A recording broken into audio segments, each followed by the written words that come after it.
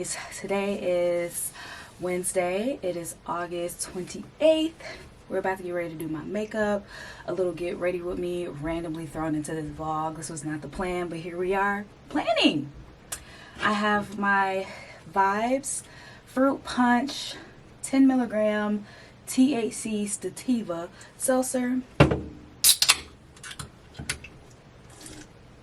And I also have my water. Before we get into this, get ready with me. Will and I are getting ready to go to an event hosted by the same people that I did my last get ready with me at.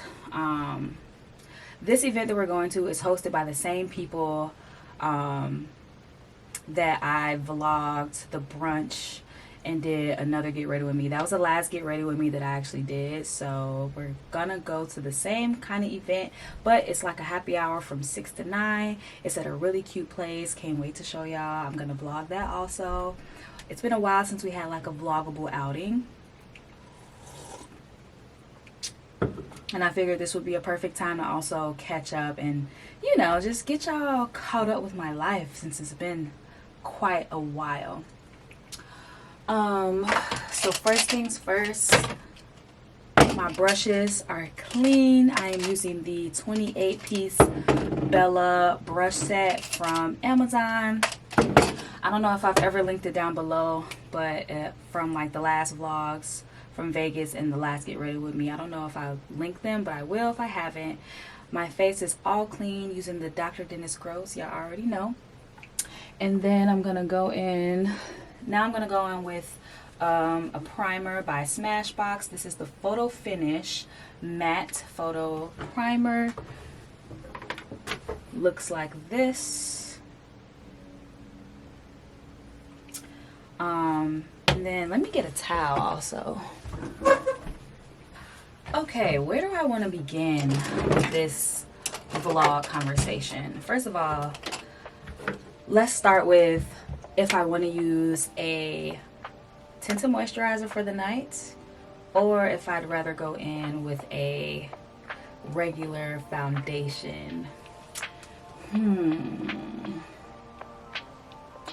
Simply because it's gonna be nighttime. Like whenever I wear regular foundation, that means I'm gonna be out in like after sunset, in close proximity where like the lights are very dim. So if someone takes a picture of me, it's just looking less dewy and more matte. So yeah, I think that's what I'm gonna go with. But for now, I'm gonna do my brows. But by the way, skin update. My skin has really been giving me the blues. I thought that the last purchase of Dr. Dennis Gross that I had was really gonna elevate my skin routine. But I've been using the salicylic acid and spot eliminator for a while now, and I haven't been seeing like major results. A part of me wants to go back to using the Urban Skin RX for melanated skin to take care of my problem areas. I really got the hype about Dennis Gross for my job, so I would get products discounted and or for free. I was not being sponsored by Dennis Gross at all, but technically I was getting sponsored by my job to sell and promote the product a little bit, but that's just what came with the territory. That wasn't like some type of side mission or anything. So I don't know how I'm feeling about Dennis Gross and not like having that innovativeness that I thought it would have to take care of my problem areas with my skin, but that's another story. Right now I'm going in with this NYX brow glue that I've been loving, and as mentioned, this can just be bought at Target. Like this isn't anything like exclusive. I am on my menstrual cycle. What's new? Last time I spoke with y'all, I was on my cycle. Just about every time I speak with y'all, I'm on my cycle. And what's been tea with the cycle is I've always gotten like THC gummies to help me like get through the irritability that comes with being on your cycle. And just recently I started incorporating these THC drinks, and they're a vibe. I really do like them. This one is a sativa. You get like, it gives you good energy, good high energy when you're just like on your period, feeling groggy and tired and just, you know. So this Get Ready With Me is pretty much going to be like my summer recap, my summer, my dear summer interlude type vibe, because as mentioned in my last vlog, the summer is coming to an end, and for me it's been coming to an end since we went on our last trip to San Diego for that wedding. I had already factored in my mind that I was gonna somewhat be done with the summer, like turning off that like turn up mentality and be outside mentality, because I knew that 6 months going into a new year, my focus was just gonna be different. And I like to start now, considering that as we adult, time starts flying, and I didn't want it to be too late to start putting into play my goals and the outcome, and talking to Jesus about if it's okay or not, the outcome that I'm looking for. So here we are at the end of August, where people are going to school. Maybe this might be people's last year home. Some people might be starting a new job. The fall for me like has always just been like that time of newness, like new endeavors,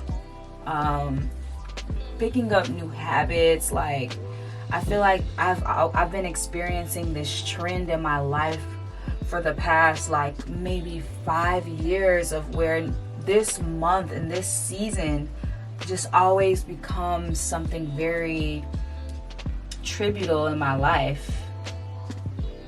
I'm always like excited around this time. I'm always like ready and willing around this time, like seeking new, like, you know, like my spirit just starts to like awaken. It's not really during the new year, it's literally at the start of fall and the beginning of spring. The start of spring is where I start to feel my personal new year and new me kicking off. So let's just rewind to the beginning of the summer. Early June is when I started to realize that my work schedule was taking over my life. I worked 5 days a week, and that included working on Saturdays, as most beauty professionals and salon workspaces do. And I felt like I was really like giving my life to my job. And this just happens to be one of those jobs that I took very great pride in. Like I couldn't put the work down even when I was not at work. So it took a lot to come down off of my work week. And, you know, I was able to trade in having Monday off, being that I worked Saturdays.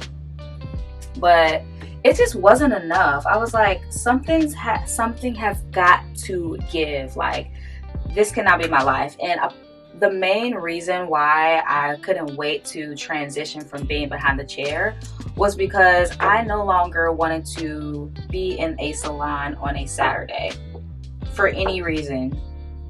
And I gave that up for this job. That was my non-negotiable, and I really wanted to do well in this role of salon managing. So I just ate it for a good 6 months. I just ate it. Come July, like mid-July, I was able to hire someone that could do my duties on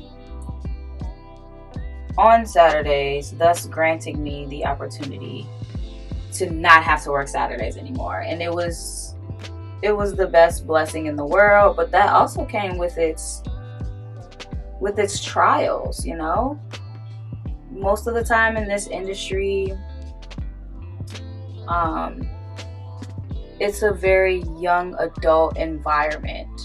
You don't really get people that are in their 40s, you know, behind the chair, or you don't really get people that are looking forward to retire in this role or in this industry. So I struggled a lot with working with adolescents and young adults who acted like they were adolescents. I'm talking like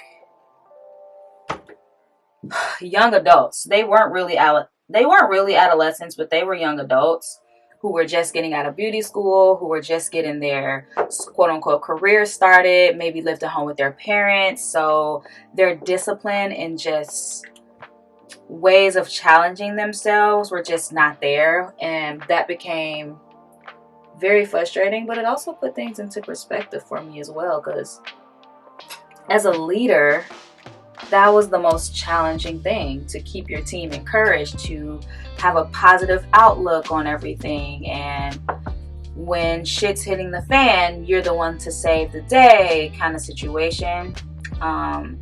And prior to me stepping into the role, I knew that the girls were very timid, so to speak, considering who their last manager was. So I was also treading lightly, not trying to step on any toes. I wanted to be severely liked in the role and highly respected in the role. And overall, it just became very stressful. So I took off Saturdays and things started to look up a little bit. My weekends went from 2 days to then 3 days where I could relax, reset, restore my energy, you know, feed into my home, feed into myself, feed into my partner. It was giving very much work-life balance, very, very much so work-life balance. One of my brows is thicker than the other, but whatever. So once I was able to change my schedule is when I decided that I was going to use that time to pour into my other endeavors. I took being an entrepreneur, I put that on the back burner for this role. I literally just was like, I'm not in a entrepreneurial mindset right now. I was kind of running away from it. I just felt really good being secure and having stability and everything like that. So I wasn't really looking for entrepreneurship. But I also wanted to do something purposeful. Like, I didn't feel very purposeful, but I was doing things outside of my job that was just encouraging me to support my community better and to like set the stage for just other things to start taking place in my life as a Black woman. Not just an entrepreneur, not just someone who hates their job and is ready to quit, but someone that's like truly looking to change the world, change someone's situation, create opportunity where there isn't any. Like, that is where my mind was going. And if you're new here, my role as a salon manager started after a role of being a beauty instructor changed. So last year I was working at a beauty school teaching beauty students who are pretty much more of an adolescent than the adolescents that are at my current job. So that was an interesting take on life as well, considering that I want my own beauty school. If you're new here, I don't know if you guys knew that.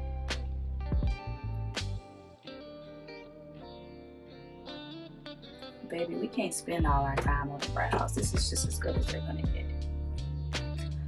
So yeah, I was just very much so like, you know what? I'm going to do my best at this.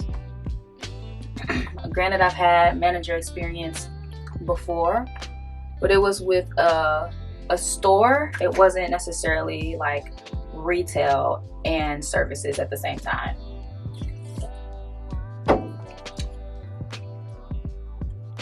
And because I'm a licensed salon manager,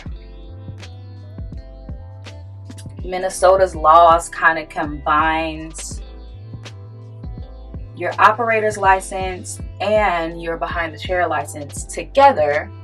Therefore, if you need to step behind the chair, you can, but you don't have to. Which to me was a blessing, because I never planned on taking that offer up unless it was going to be extra money involved. But operating a salon, there's no way I could be behind the chair. There was just no time for that whatsoever. So I was happy to not even have that as an option. The salon currently has 1 massage therapist, 2 estheticians. We have 9 stylists. 4 out of the 9 stylists were newbies, like straight out of school. They will be coming up on a year of being out of school in November and October of last year. So they'll be coming up on a year soon. And as much as a leader, you want to be this positive and encouraging light. You want to be such a beacon of hope for these young girls getting out of beauty school and wanting to be successful. Honey, it was giving child care facility every single day. And it just started taking a toll on my mental health, where I was literally just showing up to work and barely participating. Like, the music became chaotic to me, and just this whole salon environment as a whole became extremely chaotic. Like the blow dryers and the music going on at the same time, people talking and asking for things, you know, I'm in the middle of something, isn't like me as a 29-year-old woman can digest any longer. Like, that is not something that I look forward to multitasking in any way, shape, or form. That is not my version of multitasking. If it's loud, I tend to get overstimulated and I can't think. And my nervous system gets all wacky and I just go into a mode. Like, I just kind of like check out. And that was happening quite often. Meanwhile, while I'm still showing up, they are not. They are calling off every day. They are giving poor excuses as to why they're calling off. And with me just being in the role for 6 months and just their traumatization of the last manager that was in the role, I was playing Mrs. Nice Guy. I would say yes to everyone, especially considering my role as an educator in a beauty school with adolescents. I was very much so thinking, like, is this for me? Like, is this industry something that I feel, I thought being behind the chair was beyond me. But now I'm looking into just the industry as a whole being just something that I just wasn't enjoying anymore. Not to mention all the slander I see on the internet about the industry. Being that I wasn't even behind the chair anymore, I still felt some type of way. So I was kind of just like itching and scratching since January of what am I doing with my life? How long do I see myself being here? And I hate even thinking that, like, while I'm in a role that I'll be looking for an exit strategy, but I was looking for an exit strategy. And I really hate that for me, because when you pray for something and it comes to fruition, you start feeling a little guilty and a little ungrateful. By the way, I'm wearing denim today in like a silk gold skirt, same one I wore for the wedding with a different top. And I'm not sure what I should go with. I do want some fancy color. Maybe I'll go with this one because it's bright.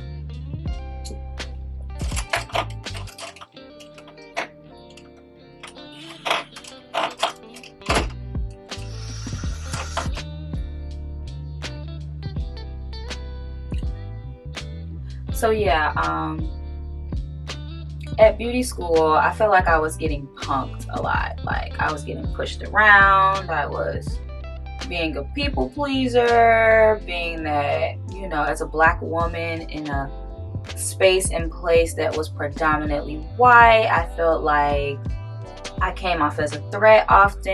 I felt like I was always into some type of mischief. One girl that just found out she has lymphomic cancer. There's another girl who just found out she has severe anxiety and is on medication. You have another one that just has like mental health issues in general because she was abused or whatever the case may be. So there's people going on leaves, there's people changing their schedules. There's just so many things that I just was not to say the least, I was just not cut out for, because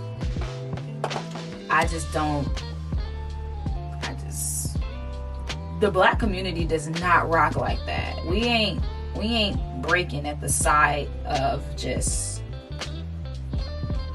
and I hate to even make this about race, but the salon environment for black folks is, yes, unprofessional, but there is much more of a strength for us because sometimes it's our hustle, sometimes that's our fallback, and there's nothing else for us to fall back on. So, you know, we tend to be 10 toes in it, where these girls were falling apart at many things that I feel like as a manager, there's just nothing I can do about those things. Like, I feel like I was kissing babies, walking old ladies across the street, you know, every single day. Like, it wasn't just your normal just role, I feel like, as a salon manager. So, you know, everyone comes to you to complain about things you don't have any control over, and I was just tired of it. I was very much so tired of it. I couldn't believe how exhausted I would be by leaving there. And I never came home and complained about it. I would just leave it at the door, come home, and just be feeling very blessed that I get to live the life that I live as a black woman, have the assets that I have, and have the credentials that I have to even step into the role.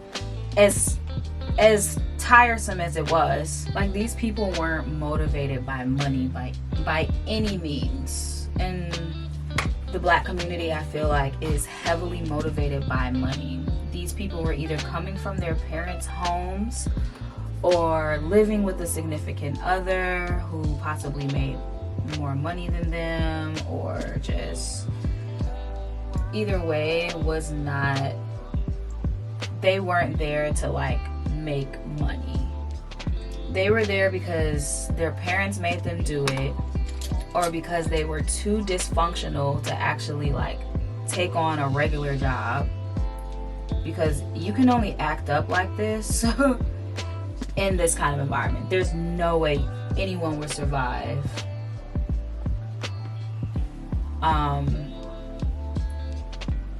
in a corporate setting, crying at everything that happens. There's just no way. So I then started to outgrow the space, considering, you know, the higher ups weren't very involved with what was going on in these people's personal lives. You obviously can't write anyone up for mental health stuff. But I personally was drained of it all. I was looking for another role with the quickness. I joined an organization called the Black Collective Minneapolis. And I joined this organization by someone that recommended me to nominate for this particular foundation, considering the work that I like to do as it regards to like the industry in general. Like, she saw my vision, she knew how passionate I was about the Black community having just more resources for stylists, and how we could have more opportunity to just have more opportunities for education, so we're not behind the chair our entire existence, you know, like that kind of stuff. So I will insert pictures and videos of my very first meeting with the Black Collective. It was a 2-day retreat where they just explained what kind of work we'd be doing. I've never been a part of a foundation before, so I was like hyped, so much so that I started crying on my way there because I took off. And it was just such a safe Black space that I was like overjoyed. I was completely overjoyed knowing that there are people that want to do the work to, like, as they call it, create Black-led change, and know that like what we bring to the table is genius. So there was a lot of people in the room that had foundations on top of foundations. I'm talking for prison reform, for people that have lost their significant others or family members to police brutality, and providing hope for them to get their bills paid because the person that helped them with all of their bills were just murdered due to some injustice. Like, helping them find therapy, helping them just sustain, because obviously you're not going to be sane to work a job after your family just went through the worst misconstruct ever. Like, I met so many people in that room that it was like powerful, and these people were not looking for their 9-to-5s to sustain them. They were sustaining themselves, and they were building a future and a hope for themselves. And I just, ooh, this is supposed to be like up here. I just could not get over that. So that was back in May, and once I left there, I feel like my entire identity just changed. I felt like I needed to do more. I needed to connect better with my community as far as what I want to do in my industry for our community. Like, I was so invested in how I could just transform my situation and transform what the industry looks like for us Black women, beyond just taking clients and still struggling. Like, we shouldn't have to have 8 jobs for us to survive. Can I get an amen? So fast forward, the Black Collective and I worked together to create a grant, and the grant design is categorized to 12 different like sectors of what affects the Black community. It could be housing, it could be transportation, it could be safety, violence, and safety. Like, it's so many plethoras of things that we as a Black society are affected by. So it was just such a beautiful thing to be. Education was also a part of it, which is where I would probably fall under. So in this organization, I was I am what's called a community builder. So what I do is find Black organizations who fit into the categories that we have created to receive the grant. And what I'll do is find organizations that I could nominate and right now we are at that nominating like sector of the engagement. Like now we are starting to find our people to nominate to get the grant, which is like $650K, and 10,000 of it will go to 15 starters and 50 of it will go to like 10 businesses that have kind of been in business for a while and just really need to get the support and funding to maybe expand more or pay the people they have on staff. Like there's multiple things that this grant will be able to help one do. I don't really know what my eyeshadow got going on right now. Let me deepen this part. There we go, that's better.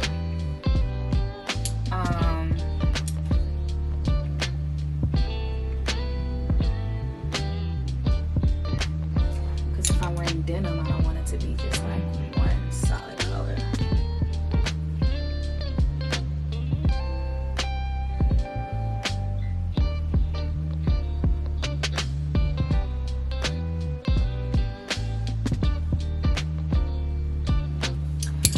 So yeah, I just became so empowered to get on Zoom calls and to talk about like what the grant is going to look like, who are we targeting. Like it just put me in such this business mindset. And when I started the year off, it was more so about getting into my Bible and being led by God and not under my own understanding. I didn't want to have to do things my way anymore. I was kind of seeking my own thing. I was not seeking like things that'll actually put me towards what I want to do. Like the role I'm in right now was me kind of falling into it. It wasn't like I feel like something God put me in. I think he put me in it like for a temporary moment, but I don't think it was forever. But then again, I don't think any job is forever. So I was very much so in limbo. Like what do I do after this? Like, what do I leave my job? Do I just kind of... Anyway, I digress. So we are now done with the grant making design, and September 6th is the last day for applications to be submitted, and I've met some wonderful people along the way. I have an idea of what I want to bring to the table when I become nominated next year. And now I'm in the process of, you know, becoming a non-for-profit organization myself that offers CE courses for license renewal. All this time that I've been here in Minneapolis, I've been working up under a non-for-profit, and I teach courses with them, but I never knew about the process of actually becoming my own non-for-profit until I got with the Black Collective, and they really highly encouraged me to become a 501c3, and like people had a lot of information on how to help me do that. And you know, it was just a room full of builders, community builders who are expanding their territory to help other Black people who like realize in a certain area of their life, oh, we're not supported here. This is very like anti-Black. Let me do something about this. Let me fight the system in this area. Let me fight the system in this sector of life so that, you know, other generations don't have this effect, and I could be a household name for the work that I do. And that is literally what I want to do. Like it put things so far into perspective for me. So fast forward to this not having Saturdays to work anymore. In this vlog, you guys saw me attending Pilates. That was my first Saturday I've had off, and I chose to be active with it.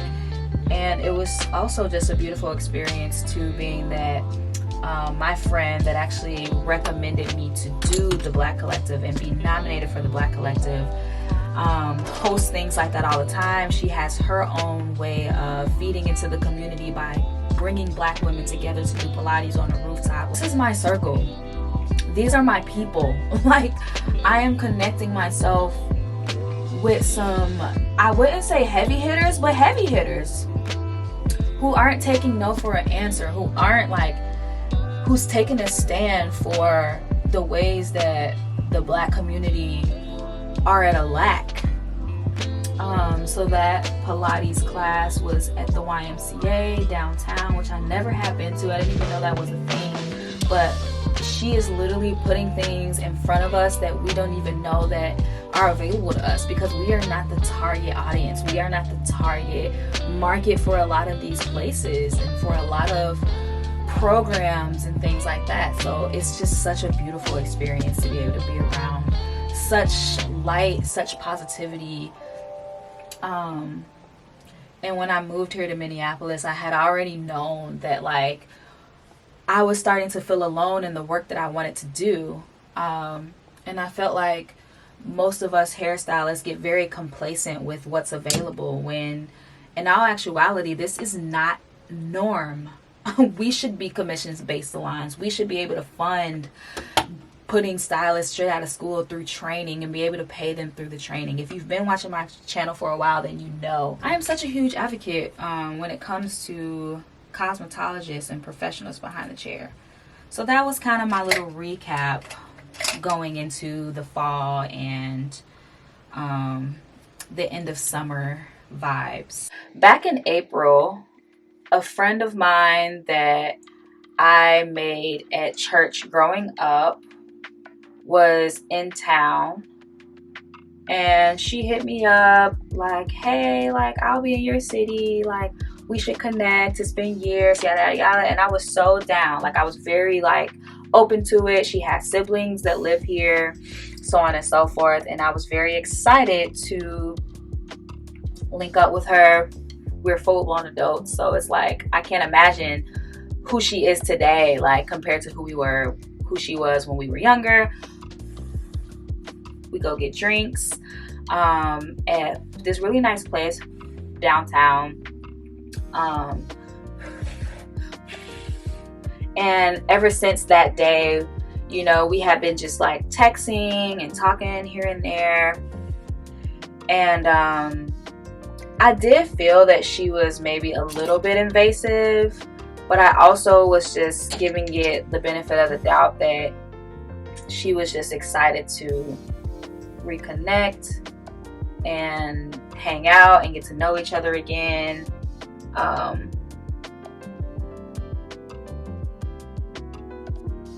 And I kind of put the over admiration that she had for me to the side, which really ended up being a red flag. Like she would call me randomly all the time while I'm at work, like FaceTime calls, not even like regular calls. She would call me like moments after getting home from work. She would just like really blow my phone up. And at first I didn't think anything of it. I was just kind of like, all right, this is a little annoying, but like it should simmer down soon. I felt like she just didn't know or respect my time yet, because we just started getting to know each other again. Like, I don't know, or maybe she's just like that with her other friends, so she felt I would be just as available. But as you guys know, like my life and me and Will being just together, and like, you know, I don't really, like even beyond me being in relationships, like I think respecting your friends just time of when you think they're available or when they should be available, versus when they actually want to be available, are two different things. And I felt like she didn't understand that.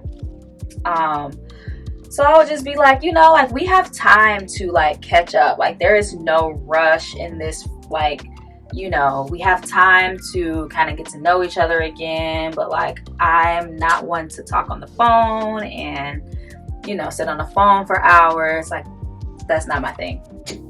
we get over that hump, right? Months go by. Here we are, planning to like see each other in person, especially because it's the summer and she's an educator, so she's free during the summers. And prior to like moving into our house, I could not wait to host. I wanted to be like having friends over for drinks and cooking and just do little cutesy stuff.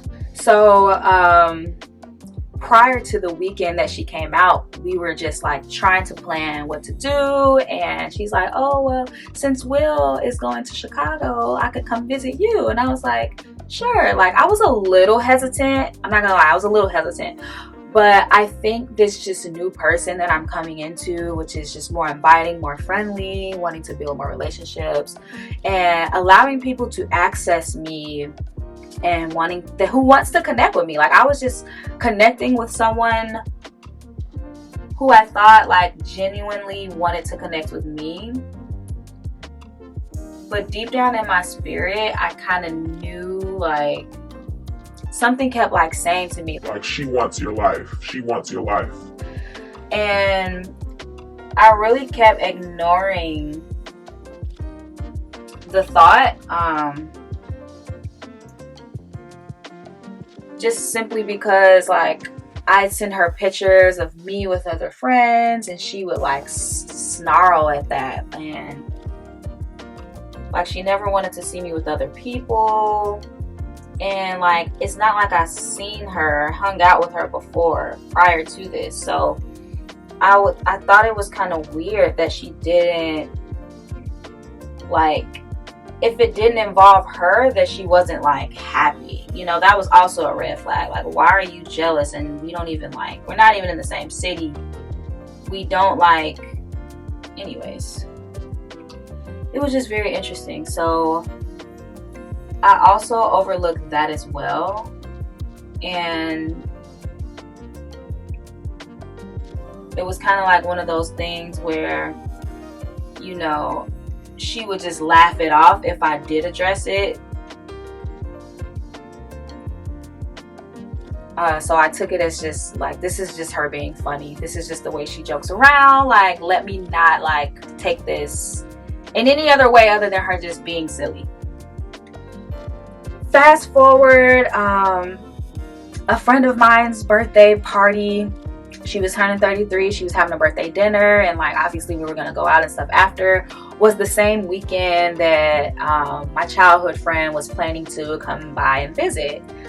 I let her know, like, you know, my friend is coming to town, so would you be okay like if she came with me to the dinner? And she's like, yeah, like that's fine, which I knew she would be.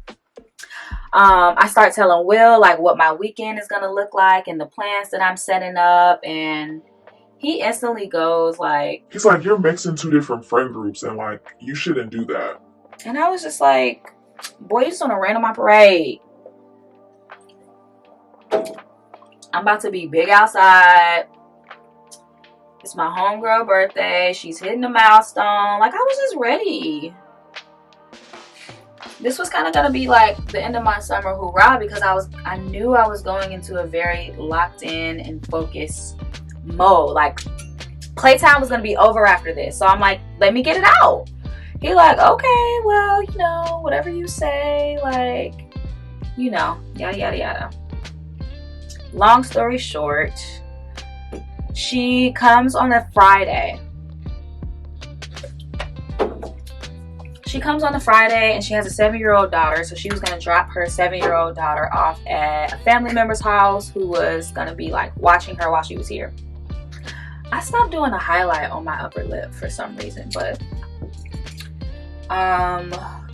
so she was coming into town on a Friday. She leaves work early. She lives about it's a 3-hour drive from where I am, so I knew that she would be like getting into town right as I was like getting off of work. So I didn't tell her to come like straight to my house when I got off, because I knew that I would need just a little moment of transition before she came. So I get off work on Fridays at 7:30, And when I got home, I instantly like got ready to get in the shower. Before I got in the shower, I texted her and I'm like, hey, I made it home. You can like head my way. Considering that the family member who she was dropping her kid off to was about a 45-minute drive from my house, 30-45 minutes. So I'm thinking she's gonna have like drive time to get to my house. Also, the dinner we were going to was at 8:30. So you know, I thought it would be a good idea if she got ready at her family member's house so I can get ready. And then like if you need to do little things before we go, you know, you can do that. But she was like saying how her sister's house was dirty and she would just feel more comfortable, like I guess getting ready here. And I was like, okay, like no problem. Which is hence to why I needed to come home and like get straight in the shower and start getting ready. Prior to me sending that text, I was getting in the shower. I get out and I get a text message to my phone and she's like, I'm outside. And I was like, the message was like literally seconds after I sent her that I was home. So she had been standing outside the entire time that I was like in the shower. And I was just kind of like, in my mind, we agreed that she would come to my house at 8:30. Mind you, it was 7:30 when I was getting in the shower. So even by the time I got out, she still wouldn't have been like at my house. So I'm thinking I have ample time to be in my bathroom and just kind of unwind before I get into the next thing, especially coming straight off of work, honey. Before I continue on with this story, the face is looking deep. I love the way my eyeshadow turned out. So now I'm trying to choose which of my Miss Rose blush powder I'm gonna go with. Maybe I should I'll just do this brown.